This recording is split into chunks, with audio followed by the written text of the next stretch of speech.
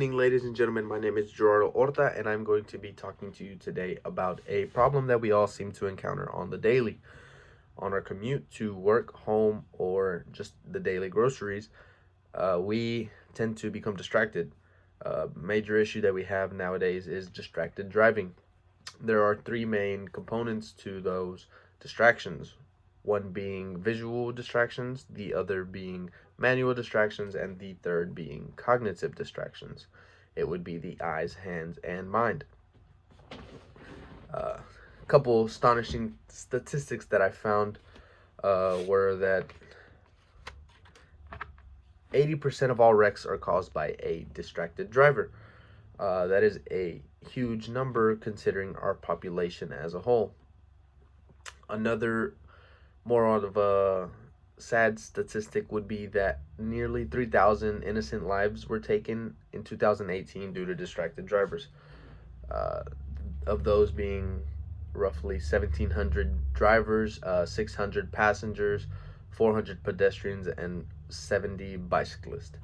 Nobody likes to think on their morning jog, on their afternoon jog, on their bike ride, that they will encounter a distracted driver that would potentially impact their lives uh, for the worse. We don't want to wake up thinking that. We don't want to hop on the bike thinking that.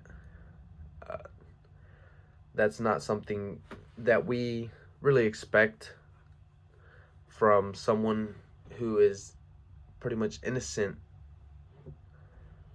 and someone else chooses their fate for them. That is not fair, I believe. But with that being said, we turn people into statistics when we choose to do what we please, when we choose ourselves over others. Uh, People are not statistics. They are just like us. We're all human. Nobody is better than the other. Let's not value one life over the other. Let's jump into one of the main reasons that we tend to become distracted is cell phones. We tend to always carry our cell phones outside of our pockets when we drive because we are waiting for a text, we are waiting to reply, we are waiting for that phone call. Uh, but let's not really focus on that because, like I said before, we turn people into statistics. Texting and driving is six. Texting and driving is 6 times more likely to lead to a car crash than drinking and driving. I don't like to think that it is safer to to drink and drive because that is not what we're aiming at. But what we are aiming at is to bring to the picture that texting and driving is more of a problem than we really think it to be because we do it every day that we become more competent to it. We become complacent is the word I'm looking for. Complacent. Drinking and driving produces more fatalities, while texting and driving causes more accidents. We don't want either one of those. Uh, but for there to be 1.6 million car crashes and nearly 400,000 injuries, I think it needs to be brought more into the light that it is a major issue that just keeps on coming on. Uh, of those car crashes, speaking of those car crashes, there is another astonishing fact that I found that said teen drivers have a 400% more chance of crashing while texting and driving. I'm not saying that as adults you become better at texting and driving, but you are less likely to come in come into a car crash by 400%. Let's not think of that. Let's try to mitigate all this high number percentages to zero. Let's not become distracted drivers. Those are a lot of accidents that have come up because of texting and driving. The next one being manual, and that would be responding to a text.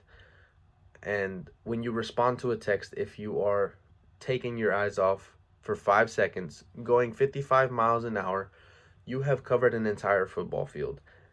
And if you really think about it, that is not safe to be traveling that fast without looking at the road ahead of you.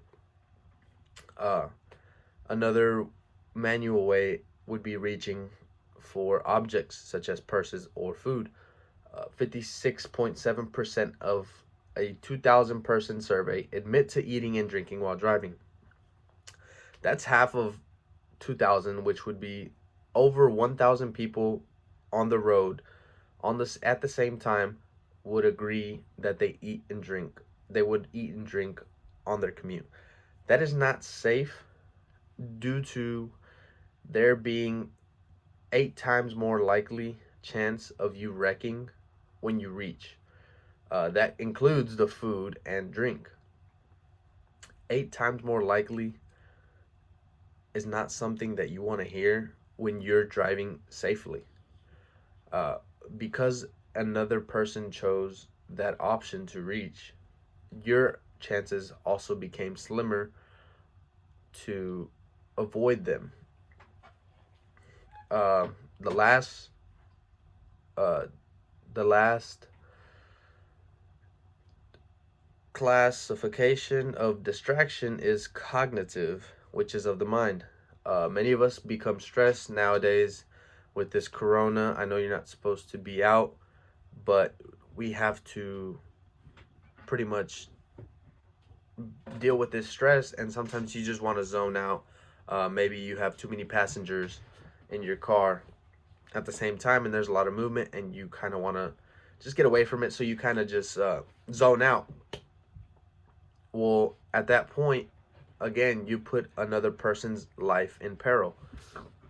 That's not something that you want to have on your conscience. I have another fact here that says driving with kids has an 87% chance of being distracted compared to the 74% who don't have kids of being distracted. Um, let's not value one life over another.